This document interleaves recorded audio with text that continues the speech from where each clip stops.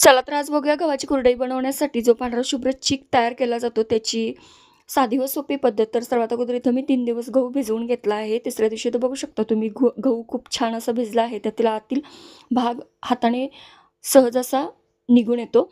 त्यानंतर तिसऱ्या दिवशी इथं गव्हातील जे पाणी आहे ते पूर्ण निथळून घेतलं आहे आणि त्यामध्ये पुन्हा दुसरं पाणी घालून हलक्या हाताने त्याला थोडंसं धुवून घेतलं आहे. तेही पाणी मी इथं निथळून घेतलं आहे.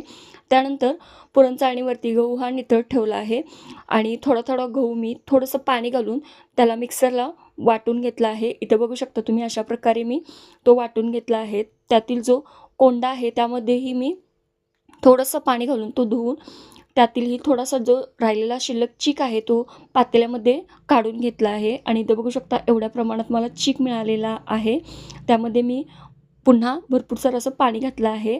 त्यानंतर जी आपली पिठाची चाळण आहे त्यामध्येही मी हे मिश्रण थोडं घालून पुन्हा गाळून घेतलेलं आहे. असं केल्याने त्यातील जो कोंडा आहे तो पूर्ण असा निघून येतो आणि इथं जवळपास मी एक 3 ते 4 वेळा हे मोठ्या आणि बारीक चाळणीने गाळून घेतलेलं आहे.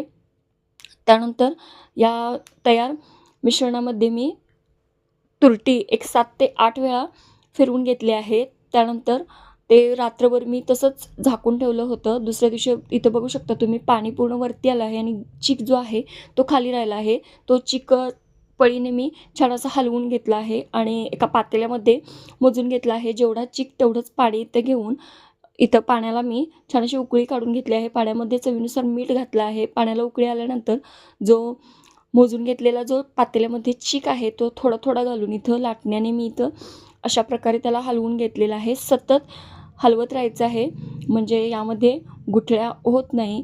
सुरुवातीला पाणी उकळेपर्यंत गॅस मध्यम आचेवर मोठ्या आचेवरती आणि नंतर मध्यम आचेवरती करून मस्त असा 15 ते 20 मिनिटात इथं पांढरा शुभ्र चीक मी तयार करून घेतला आहे.